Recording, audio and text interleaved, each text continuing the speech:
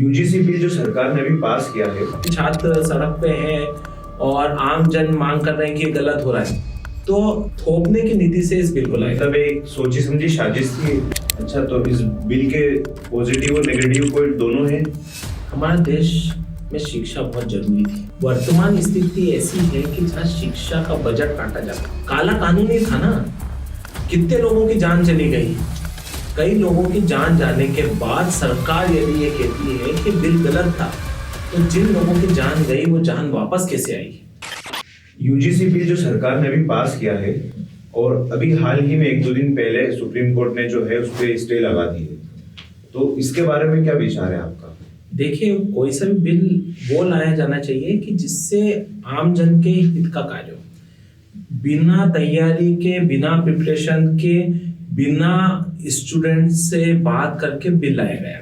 Bill लाने के बाद में किसी एक विशेष वर्ग को कभी भी आप करेंगे तो निश्चित तौर पे उसका विरोध होगा। यूजीसी जो बिल था उसमें वंचित छात्र रह जाते थे, जिन बच्चों के साथ अत्याचार होता था उन लोगों को अधिकार दिलाने के लिए बिल आना था। परंतु ये पूरा बिल इसलिए गलत आया कि किसी एक को पार्टी वाइज टारगेट करके करा गया और सत्ता की राजनीति का लाभ लेने के लिए इस बिल को लाया। इसलिए पूरे देश में विवाद हो रहा है, आंदोलन हुए। आप देखिए, छात्र सड़क पे हैं और आम जन मांग कर रहे हैं कि ये गलत हो रहा है।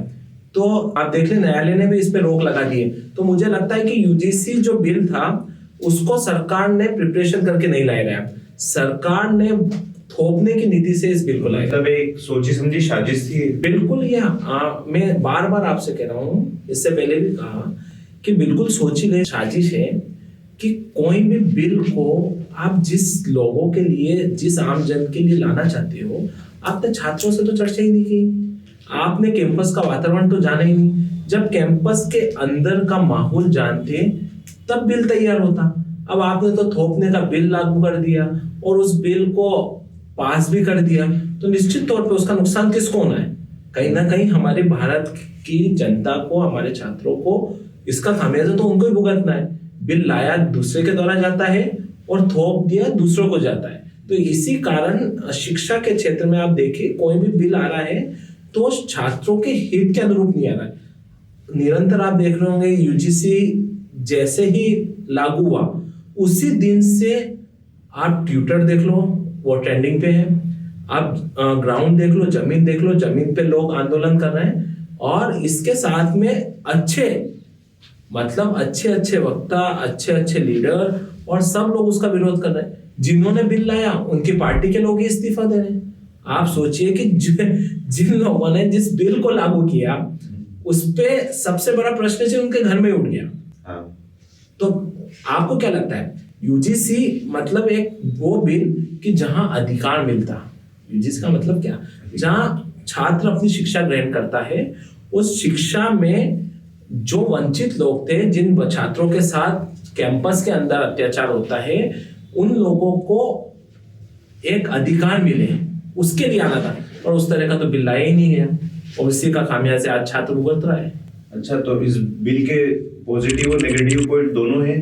देखिए, मेरा ये मानना है कि कोई भी बिल तैयार होता है तो पॉजिटिव नेगेटिव जब आता है कि जब आप वहां कैंपस के अंदर पूछेंगे। अभी आप देख रहे हैं कि सरकार कह रही है कि सरकार का रुख है कि पॉजिटिव है। आप देखिए, उस पे प्रधानमंत्री जी ने और भारत के केंद्र शिक्षा मंत्री ने ये कहा कि बिल अच्छी कार्य के लिए लाया है, पॉजिटिव है। मेरा ये मानना है कि जब कोई भी चीज का विरोध हो रहा है तो वहीं आपको दिख रहा है कि कोई विरोध कर रहा है तो वहां नेगेटिविटी तो है। और नेगेटिविटी कहां से उत्पन्न होती है कि आप कोई भी चीज को थोपोगे तो निश्चित तौर पर उसका विरोध होगा। आप यदि आम जनमानस के हित में लाओगे तो वो चीज आसानी से पॉजिटिविटी में जाएगी। अच्छा, ये जो बिल जब पास किया था, तो जब एक वर्ग के लिए जब ये पास किया था तो उनके दिल में उनको ऐसा महसूस हुआ कि ये हमारे हित के लिए बिल पास किया गया, लेकिन क्या ये एक साजिश थी उनके भी? देखिए, हम संविधान को मानने वाले लोग हैं। संविधान सभी को अधिकार देता है। जब बिल को लाया गया तो बिल्कुल सोची समझी साजिश थी। क्यों? जहां जहां जब चुनाव आते हैं तब कोई ना कोई बिल ला दिया जाता है, और जब बिल आ जाता है, बिल आने के बाद विरोध होता है, उसके बाद उसको वापस लिया जाता है और सरकार बैकफुट पे आती है। सरकार बैकफुट पे आती है तो सरकार का कहीं ना कहीं अलग ही दिख जाता है कि ये कोई सोची समझी साजिश है। तो इसका दुरुपयोग भी किया जा सकता था। बिल्कुल 100%। देखिए, मैं तो ये कहता हूँ कि इस सरकार में कोई भी बिल आता है ना, वो इसलिए आता है कि किसी ना किसी को नुकसान हो। आप देखिए, कोई सी भी पॉलिसी आती है वो सर्व समाज, सर्व सभी जाति वर्ग विशेष के लिए नहीं लाई जाती है, खुद के हित के लिए बिल ला दिया जाता है जिससे कैसे सत्ता हासिल की जाए। अच्छा, जैसे बिल आया उसके 5 से 6 दिन के दरमियान ही बिल को वापस कर लिया गया। ऐसा कभी सरकार के द्वारा हुआ ही नहीं। जैसे फार्मर प्रोटेस्ट देख लो, सीए एनआरसी प्रोटेस्ट देख लो, और बहुत सारे प्रोटेस्ट ऐसे हैं जो महीने हो गए उन प्रोटेस्ट को करते करते, कभी इतना जल्दी वापस नहीं लिया बिल। हमारे देश में शिक्षा बहुत जरूरी थी। वर्तमान स्थिति ऐसी है कि जहाँ शिक्षा का बजट काटा जाता है। जब से गवर्नमेंट बीजेपी की बैठी है, वहां कहीं ना कहीं शिक्षा के बजट को कट किया जा रहा है। और निश्चित तौर पे ये बिल जब आया तो आप सोचिए कि तत्काल न्यायालय ने इसलिए संज्ञान में लिया कि गांव से लेके मेट्रो सिटी तक लोग सड़क पर आ चुके थे। जब आम लोग, आम छात्र, आम परिवार के लोगों ने जब विरोध किया तो न्यायालय में गए। न्यायालय ने इस फैसले पे सरकार से पूछा, उस पर रोक लगाई है। आपने यदि बिल बनाया था तो उस बिल को ऐसा बनाया जाता कि जो सबके हित का होता, तो ये बिल वापस ही नहीं लिया जाता। आपने फार्मर क्या कहा, तो काला कानून ही था ना। कितने लोगों की जान चली गई। कई लोगों की जान जाने के बाद सरकार यदि ये कहती है कि बिल गलत था, तो जिन लोगों की जान गई वो जान वापस कैसे आई। सरकार तब चलती है, सत्ता में इसलिए बिठाया जाता है कि आप आमजन के हित में कार्य करें।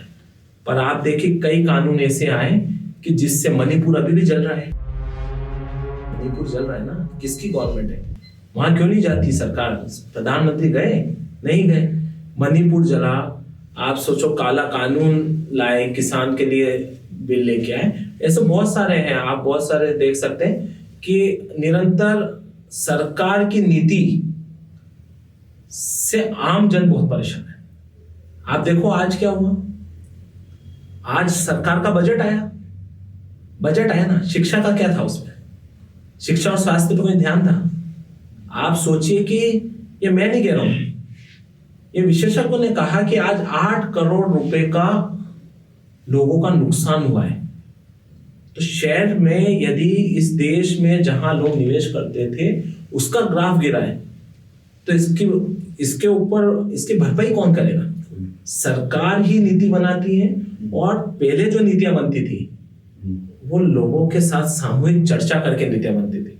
आज कोई नीति बनती है तो कोई व्यापारी से बात करके नीति बना दी जाती है जिससे उस व्यापारी का लाभ हो जाए। छात्र संघ से पहले नए नए नेता, नए नए चेहरे उभर के आते थे, और आज के वक्त वो चेहरे हमें दिखते ही नहीं। तो इस पे आपकी क्या रहेगा? देखिए, बिल्कुल, मैं भी छात्र संघ चुनाव से निकला हूँ, और छात्र संघ चुनाव इसलिए जरूरी है कि वर्तमान में जो लोग प्रमुख राजनीतिक पार्टी के राजनेता हैं, कई नेता आज भी विधायक हैं, सांसद हैं, मंत्री हैं, मुख्यमंत्री, वो लोग निकले कहाँ से? जब छात्रों ने चुना, छात्र राजनीति करी, छात्रों के दर्द के लिए लड़े, छात्रों के अधिकार के लिए लड़े, तो तब जाके वो विधानसभा सांसद, मुख्यमंत्री बने। आप बात करते हैं कि छात्र संघ चुनाव ही नहीं होना चाहिए। भारतीय जनता पार्टी ने छात्र संघ चुनाव बंद कर दिया। आप देखिए कि वर्तमान में भी मुख्यमंत्री हैं, वो छात्र संघ से निकले हुए हैं। आप देखिए, जीतू पटवारी हैं, छात्र संघ से निकले हैं। सज्जन वर्मा है, छात्र संघ से निकले हुए नेता है। विपिन वानखेड़े छात्र संघ से निकले हुए नेता है। मैं हूँ, छात्र संघ चुनाव लड़के निकला हूँ। तो छात्र संघ इसलिए आवश्यकता है कि छात्र संघ चुनाव में जो नेता प्रतिनिधित्व करता है वो छात्रों के अधिकारों की लड़ाई लड़ता है, शिक्षा बजट पे चर्चा करता है, कैसी अच्छी शिक्षा उसके कॉलेज में मिले, कैसी अच्छी शिक्षा की व्यवस्था है उस कॉलेज में। आप देखिए कि आज कई एग्जामें होती नहीं है। क्यों नहीं होती है? परीक्षा की तारीख दे दी जाती है, फिर रोक दिया जाता है। तो छात्र नेता ही आज के समय में वर्तमान में तो छात्र नेता कई विधायक है, कई सांसद है, परंतु सरकारों ने छात्र संघ चुनाव कराना बंद कर दिए। इसके कारण अब नए नेतृत्व नहीं आ रहे, नए लोगों को मौका नहीं मिल पा रहा राजनीति में कि नए लोग आके शिक्षा पे चर्चा करें और कैसा हमारा बजट होना चाहिए। आज भी देखो, आज हम जिस क्षेत्र में बैठे हुए हैं, हम आगर की बात करते हैं, इंजीनियरिंग कॉलेज है, मेडिकल कॉलेज है, नहीं है ना। आईटीआई कॉलेज आगर में है, नहीं है। जिले में है, आगर में नहीं है। आप क्या कोई बच्चे को बीएड करना है तो गवर्नमेंट बीएड कॉलेज है, गवर्नमेंट डीएड कॉलेज है, नहीं, बीपीएड कर सकता है, नहीं। तो आप सोचो कि शिक्षा के क्षेत्र में हमारा जिले को बना इतना समय हो गया, शिक्षा में कहाँ हम आगे बढ़े। तो देखिए ना, अब जैसे वो छात्र का एडमिशन काय में दिया, बायोटेक्नोलॉजी में, अब उसका शिक्षक ही नहीं है, तो सरकार ने कैसे उस ब्रांच को चालू किया। आप सोचो 1965 में 1965 में आगर में विधि कॉलेज था। आज आगर से बाहर के लोग शिक्षा ग्रहण करने आते थे, वो कॉलेज बंद कर दिया। क्या कारण रहा, उसका जवाब नहीं है। सरकार खाली शिक्षा को झूठा दिखावा के तौर पर कर रही। स्टूडेंट यूनियन इलेक्शन होते तो वहां जो चुनाव लड़ता वो इन मुद्दों के लिए लड़ता। आज हम छात्र राजनीति से निकले, हम लड़ाई लड़ते हैं छात्रों के हितों के लिए। नए नेतृत्व क्षमता इसलिए, नए नेतृत्व इसलिए नहीं आ रहे कि वो कॉलेज में सभी का प्रतिनिधित्व करके वो सरकार से वो मांगे पूरी करा था, तो छात्र संघ का फायदा होता। अब आप बताओ, आपके फ्रेंड ने वहां एडमिशन तो ले लिया, वहां टीचर नहीं, टीचर भेजने वाला कौन है, सरकार है। शासन को पता होने के बावजूद भी आंख पे पट्टी बांध रखा है ना। तो इस कारण शिक्षा निरंतर घटती जा रही है, क्योंकि शिक्षा के लिए कोई विशेष रूप से सरकार का कोई योगदान नहीं है। और वर्तमान सरकार तो बिल्कुल शिक्षा को खत्म करने में लगी।